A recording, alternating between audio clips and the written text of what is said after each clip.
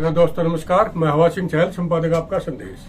दोस्तों, आज Hisar press club की तरफ से हिसार में एक बहुत बढ़िया कार्यक्रम आयोजित किया गया, जिसमें बतौर मुख्य अतिथि हरियाणा के चीफ मिनिस्टर नायब सिंह सैनी ने शिरकत की। उनके साथ कैबिनेट मंत्री डॉक्टर कमल गुप्ता जी और विधानसभा के डिप्टी स्पीकर रणबीर सिंह गंगवा, हांसी के विधायक विनोद भाणा जी और ओएसडी सीएम थे जवाहरलाल सैनी।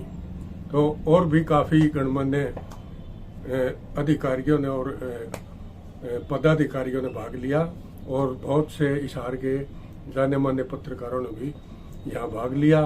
इस दौरान जो कुछ मुख्य अतिथि ने कहा, हरियाणा के मुख्यमंत्री नायब सिंह सैनी ने जो कुछ संबोधन में कहा, आइए मैं आपको वो दिखाता हूँ। सीधा प्रसारण उसका हमने किया है, तो आइए लिए चलते हैं आपको हिसार के उस कार्यक्रम में जहाँ मुख्यमंत्री ने संबोधित किया।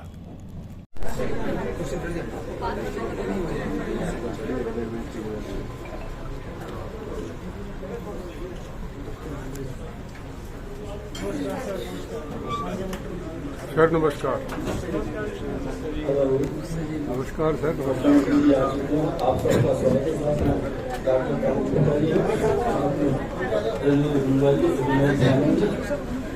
सबका आपका बहुत बहुत स्वागत है। उनका समय बहुत कीमती है। हम द्रुत गति से चलेंगे क्योंकि आज जन्माष्टमी में भगवान कृष्ण की पूजा करके आए हैं, तो आज का कार्यक्रम भगवद गीता के स्वरूप से ही शुरू करेंगे। ओम कविम पुराणम अनुशासितारम अनुमानियासम महता मह्यम सर्वस्य धातारम चित्त रूपम आदित्यवंतम साहा प्रस्थान। आपका बहुत बहुत स्वागत है। हिसार प्रेस क्लब मान्यवर, हम आपके अत्यंत आभारी हैं कि आपने बहुत शॉर्ट नोटिस पर हमारी प्रार्थना स्वीकार की और हमारे कार्यक्रम में पहुंचे। माननीय, आप अपने विनम्र, सहज एवं हर हंसमुख स्वभाव के लिए सर्वत्र परिचित हैं। पार्टी के एक निष्ठावान व अनुशासित सिपाही होने के कारण आज आप इस पद पर सुशोभित हैं। ध्यान से सुने प्लीज, बोले नहीं कोई भी बीच में। हमें आशा ही नहीं अपितु विश्वास है कि आपकी सरकार पत्रकारों के हित व कल्याण के लिए सदैव रुचि लेती रही है और आगे भी लेती रहेगी। सोशल मीडिया के महत्व को देखते हुए प्रशिक्षित, सुयोग्य एवं अनुभवी युवा पत्रकारों को भी मान्यता देने पर विचार किया जाना चाहिए। मान्यवर, आपकी सरकार ने क्षेत्र को कर्मठ, निष्ठुर एवं ईमानदार जनसेवकों के रूप में डॉक्टर कमल गुप्ता, श्री रणबीर गंगवा, श्री विनोद भाणा और हमारे मेयर गौतम जी, इनकी सेवाएं प्रदान की हुई हैं, जिसके लिए हम प्रदेश सरकार और पार्टी के धन्यवादी हैं। पार्टी के जिला अध्यक्ष अशोक सैनी से, जवाहर सैनी से हम आप सबका हृदय से स्वागत करते हैं और आपको विश्वास दिलाते हैं कि समाज के उत्थान में पत्रकार सदैव सकारात्मक भूमिका निभाते रहेंगे।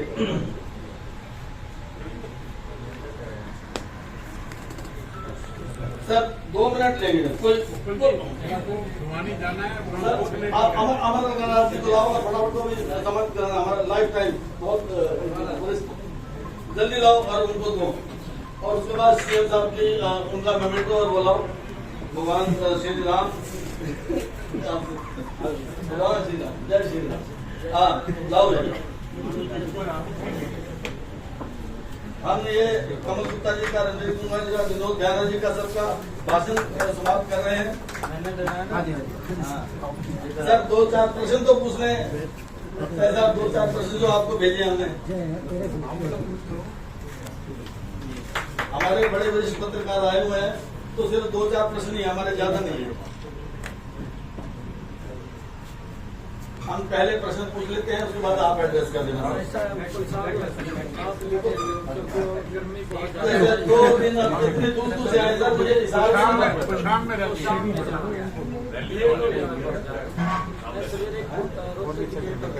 अरे आप बता दीजिए हमारे दरवाजे को आपने कर दिया। प्रश्नों को छोड़ दें सर, बिल्कुल आप अपनी कलम के क्या फायदा पूरा अधिकार है। नहीं, पत्रकारों का बीच फिर आप आए कोई हमारे स्वागत तो स्वागत हो गए हमारे चलो, दो प्रश्न मैं बोल लूंगा ना, स्वागत करूंगा आपका। चलो ठीक है।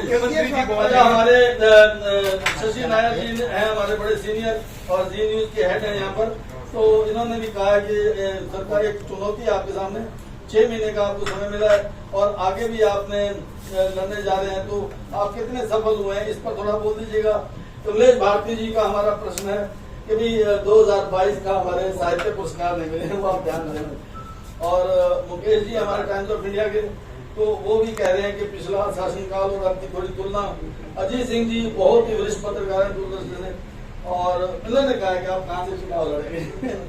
और यूनिफाइड पेंशन की बात आई है सर, क्या सरकार यूनिफाइड पेंशन को हरियाणा में वो करेगी? और आप दोबारा मुख्यमंत्री बने तो सबसे पहला काम क्या करेंगे? आप क्या सोचते हैं कि इन दिनों में आपसे अधूरा रह गया? वो मेरा प्रश्न है। दूसरा, शैलेंद्र जी हमारे भास्कर के हैं, उन्होंने कहा कि आप पत्रकारों को कैशलेस देते देते बस रुक गए, तो वो कब तक हो? ये बात है सर। और ये हमारे प्रश्न हो गए। इसके बाद अब आपका एड्रेस है सर, उसके बाद सब चाहे हुए हैं। और एक सर लास्ट में लास्ट एक फोटो पत्रकार। Thank you very much.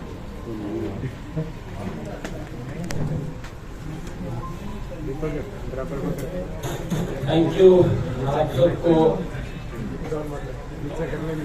बहुत बहुत बधाई जन्माष्टमी महापर्व की। आज एक विशेष गुरु जम्बेश्वर भगवान जी के 574वां जन्म दिवस था, उसके अवसर पर मुझे हिसार में आने का मौका मिला है। आज जन्माष्टमी का महापर्व भी है। मैं आप सबको तो बधाई देता हूँ।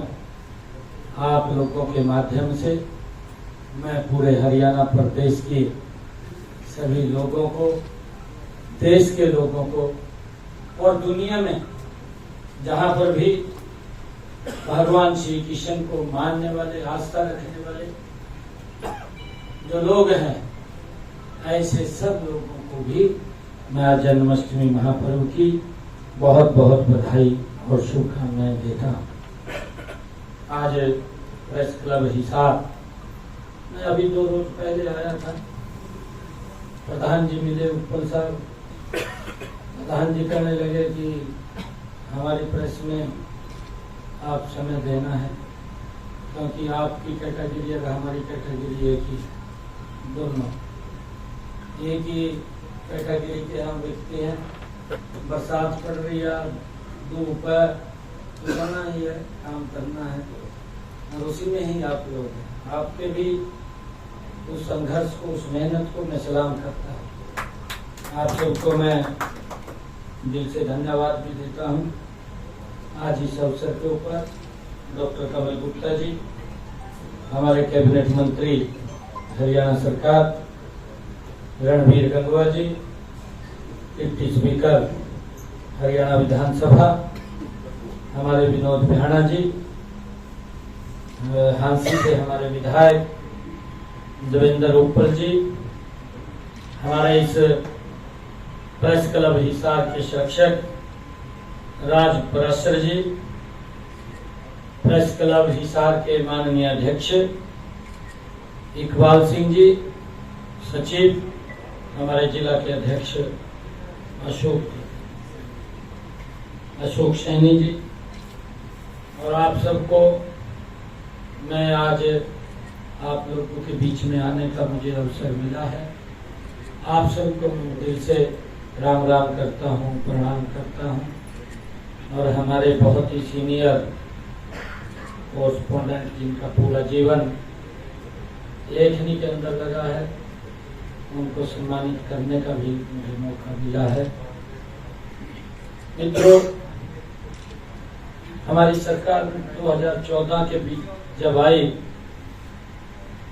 हर वर्ग की चिंता सरकार ने की। मैं ये मानता हूं कि डबल इंजन की सरकार ये पहली बार इन्होंने देश का सम्मान, देश का गौरव तो बढ़ाया है, परंतु बिना भेदभाव के हरियाणा प्रदेश और पूरे देश का समान रूप से विकास भी पिछले 10 वर्षों में हुआ है, जिसकी चर्चा आज आम नागरिक करता है। आम व्यक्ति गांव का चौपाल पे बैठ करके चर्चा करता है, क्योंकि गांव की तस्वीर भी बदली।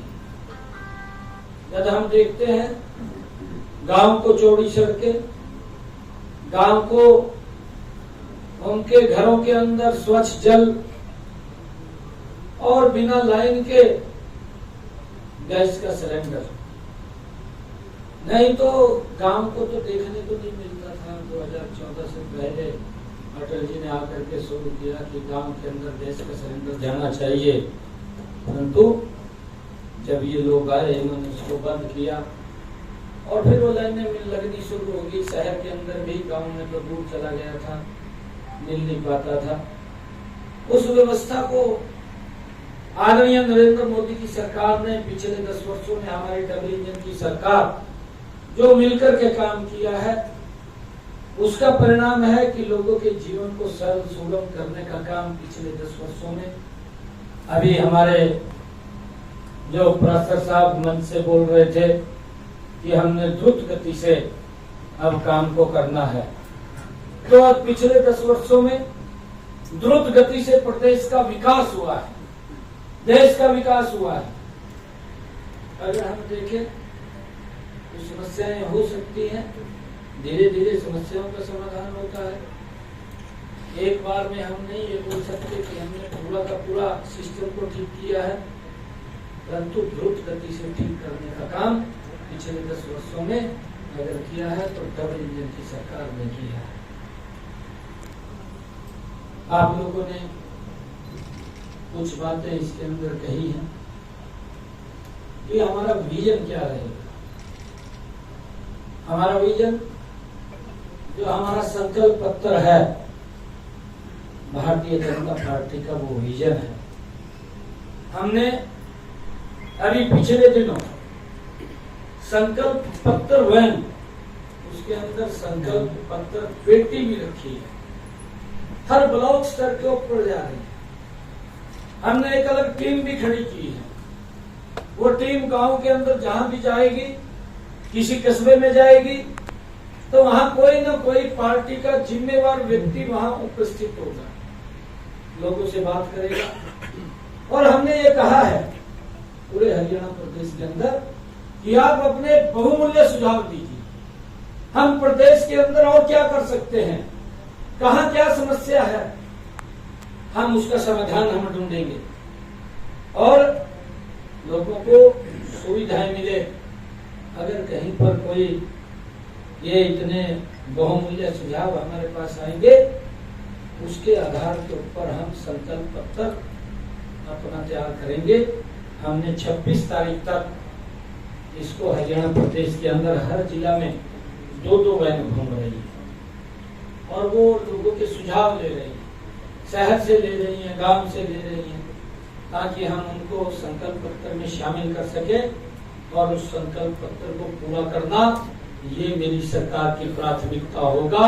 उसको हम प्राथमिकता के आधार के ऊपर पूरा करेंगे, ये संकल्प मैं लेता हूं, क्योंकि हमारा संकल्प पत्र हमने पीछे भी 2019 जब अपना संकल्प पत्र हमने जारी किया था, अगर आप लोग उसको देखेंगे तो हमने उसको लगभग 80-85%, 90% उसको पूरा कर दिया है। कोई किसी कारण से कोई रहा होगा, उसके ऊपर भी मंथन विचार चल रहा है, जल्दी उसको हम शामिल करके उसको भी आगे बढ़ाने का काम करेंगे।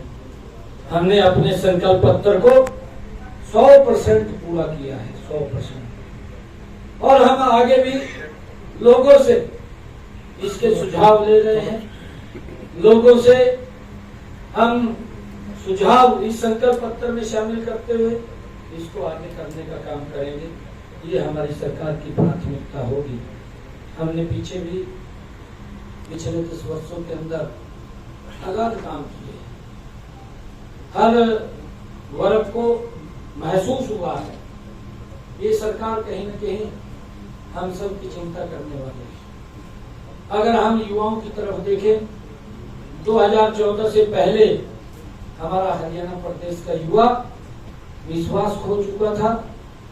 वो विधायकों के, मंत्रियों के चक्कर काटता था, परिवार के लोग काटते थे, नौकरी नहीं लग पाती थी, पैसा भी चला जाता था, नौकरी भी नहीं मिलती थी, जमीन भी चले जाते थे, गहने भी चले जाते थे, बैंक का कर्जा खड़ा हो जाता था, नौकरी नहीं लगती थी।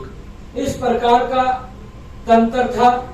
इस कारण से युवा विश्वास खो चुका था। परंतु इन 10 वर्षों के अंदर हमने देखा कि ये बदलाव हमारी सरकार में आया है कि आज हरियाणा प्रदेश का युवा किसी विधायक, मंत्री के चक्कर नहीं काटता। अगर वो चक्कर काटता है तो कोचिंग सेंटर के चक्कर काटता हुआ दिखाई देता है। ये एक बड़ा अंतर हमारी सरकार के अंदर देखने को मिला है, जिसका बड़ा विश्वास हमारी सरकार के ऊपर जमा है। ये बिना पर्ची, बिना खर्ची के गरीब का बेटा भी आज हरियाणा सरकार की नौकरी लग रहा है। ये इसका हमें भी संतोष है, हमारी पूरी कैबिनेट को संतोष है कि हम अच्छा काम कर रहे हैं। महिलाओं को हमने सशक्त किया है। आप लोग देखते हैं कि महिलाओं के लिए आदरणीय प्रधानमंत्री नरेंद्र मोदी जी ने तो लोकसभा के अंदर पहली बार उनके रिजर्वेशन के लिए 33% का नारी शक्ति वंदन बिल लोकसभा में लेकर के आए और उसको पास किया। हमारी बहनों को आज विश्वास बड़ा जमा है। चाहे जो हमारा देखते थे हरियाणा के अंदर सेक्स रेशो के अंदर एक अंतर आगे तक प्रथा थी, परंतु मजबूती से हमारी सरकार लगी, उसके अंदर एक बड़ा बदलाव आया है।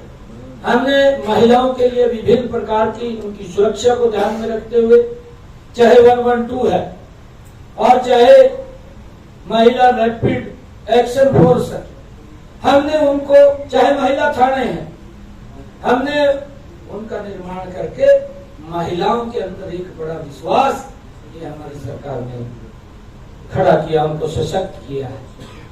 मैं ये भी मानता हूं कि एक मुस्लिम समाज के अंदर जिस प्रकार से महिलाओं के ऊपर अत्याचार होता था, उसका भी ट्रिपल तलाक का कानून लोकसभा के अंदर पास करके उनको भी सुरक्षित, महिलाओं को सशक्त करने का काम हमारी सरकार ने किया है।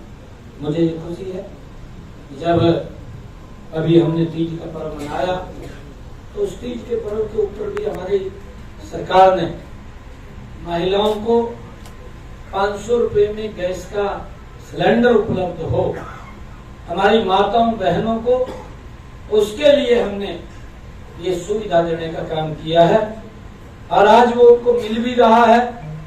ऐसे 50 लाख हरियाणा प्रदेश के परिवार हैं जिनको इस योजना के तहत लाभ मिल रहा है कि 500 रुपए का गैस का सिलेंडर हमने, क्योंकि सबसे ज्यादा हमारी माता बहन ही उसको दिक्कत होती थी, जो हमने खुले में शौच 2014 से पहले जाते थे, हर घर के अंदर शौचालय बना करके माताओं बहनों के विश्वास को तो बढ़ाया है, परंतु उनको सशक्त और मजबूत करने का काम भी हमारी सरकार ने किया।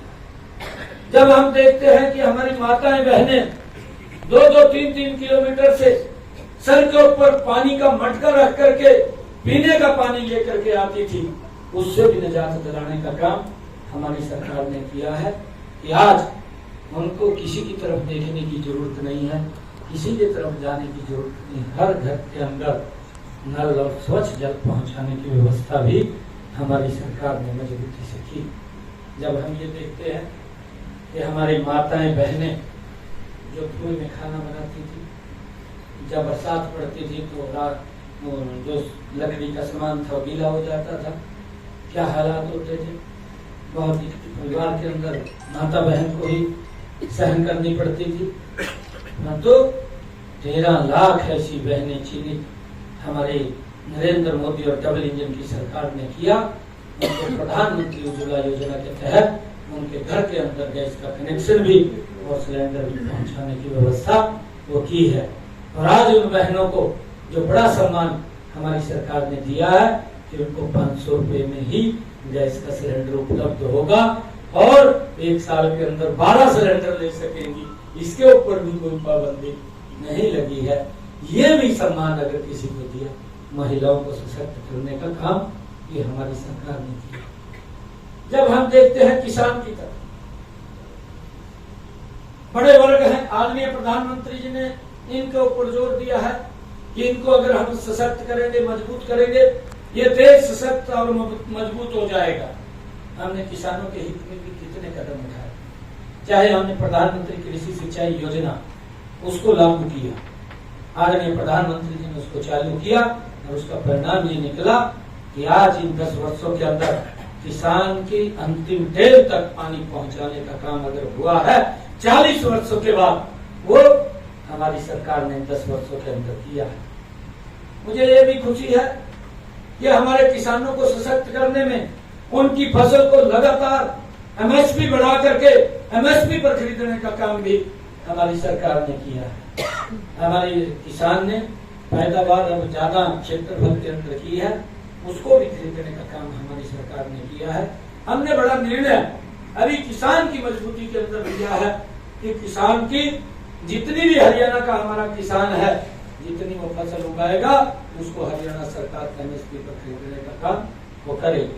भाई ये निर्णय भी हमारी सरकार ने लिया कि किसान सशक्त हो, मजबूत हो, उसको लेकर के हम एक से बढ़ करके एक निर्णय ले रहे हैं।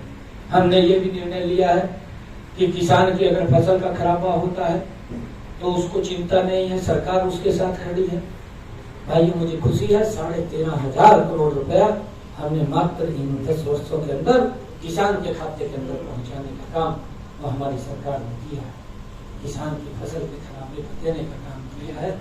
हमने प्रधानमंत्री किसान कृषि सिंचाई योजना के माध्यम से किसानों को जो पाइप से, स्प्रिंकलर वाटर, ड्रिप इरिगेशन से अपने खेत में सिंचाई कर सके, उसके लिए 80%, 90% की सब्सिडी दे करके किसान को और ज्यादा क्षेत्रफल के अंदर पानी देने लगे, उसके लिए हमने काम किया है।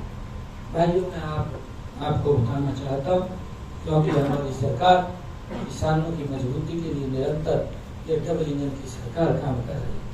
अभी हमारी सरकार ने निर्णय लिया कि वर्षा कम हुई है पिछले वर्ष की भांति, अब की बार किसान के खर्चे ज्यादा हो रहे हैं, उसके ऊपर दबाव ना पड़े और बरसात की वजह से उसके खर्चे ज्यादा ना हो। हमने ये निर्णय किया कि हर किसान के खाते में प्रति एकड़ 2,000 रुपए के हिसाब से हमारी सरकार उनको देने का काम वो हरियाणा के अंदर किया है। 525 करोड़ रुपया उनके खाते में जा चुका है और लगातार उसको भेजने का काम किया जा रहा है। हमारी सरकार ने यह भी निर्णय किया है कि हमारा जो छोटा किसान, उसके खर्चे कम हो, उसकी पैदावार बढ़े, इनकम बढ़े, उसको ध्यान में रखते हुए आदरणीय प्रधानमंत्री जी ने प्रधानमंत्री किसान सम्मान निधि शुरू की। मुझे ये बड़ा फख्र है इस बात का कि हमारे हरियाणा के 20 लाख ऐसे किसान हैं जो इस योजना का लाभ उठा रहे हैं और 17 किस्त डल चुकी है। 17 किस्तों के अंदर 5,783 रुपया 83 करोड़ रुपया किसानों के खाते के अंदर हरियाणा के पहुंचाने का काम हमारी सरकार ने किया है। भाइयों ये इतना जबरदस्त, अगर सरकार मजबूती से, चाहे युवा है, चाहे महिला है, चाहे किसान है, चाहे गरीब है, गरीब के लिए कितने काम किए हमारी सरकार ने, एक से बढ़कर के काम किए। हमने चिन्हित किया इन परिवारों की आय 1 लाख रुपए से कम है। ऐसे परिवारों को कोई किसी को दवाई लेने के लिए हॉस्पिटल जाना पड़ता है, किसी को कहीं बाजार में सामान लेने के लिए जाना पड़ता है और किसी को अपनी रिश्तेदारी में कहीं जाना पड़ता है, कोई धार्मिक जगह पर भी घूमने के लिए कोई जाता है। ऐसे सब परिवारों को हमने हैप्पी कार्ड दिया, उनको 1 साल के अंदर 1,000 किलोमीटर तक वो फ्री में सर्विस कर सके। ये निर्णय भी उनकी सशक्तिकरण के अंदर, गरीबों की मजबूती के अंदर हमारी सरकार ने लिया। हमारी सरकार ने यह भी निर्णय गरीबों के हित के अंदर लिया है कि हमने देखा है कि पिछले 10 वर्षों के अंदर 50,000 गरीबों को मकान बना करके प्रधानमंत्री आवास योजना के तहत चाबियां सौंपने का काम भी हमारी सरकार ने किया। 15,000 ऐसे मकान है, जल्दी ही उनको चाबियां सौंप दी जाएगी। वो काम उनका चल रहा है। और भी जितने लोगों ने अप्लाई किया है, अभी आप लोगों ने देखा आदरणीय प्रधानमंत्री जी ने जो ये बजट आया, उस बजट के अंदर प्रधानमंत्री आवास योजना में उसको डबल करने का काम नरेंद्र मोदी जी ने किया, ताकि देश और प्रदेश के अंदर एक भी सर ऐसा न बचे जिसके सर के ऊपर छत ना हो। ये देने का काम हमारी सरकार लगातार कर रही है। मुझे ये भी खुशी है कि गरीबों की मजबूती में आयुष्मान कार्ड जैसी योजना चली। आज गरीब व्यक्ति को किसी की तरफ हाथ फैलाने की जरूरत नहीं। गरीब व्यक्ति इलाज नहीं करा पाता था पैसे के अभाव के कारण।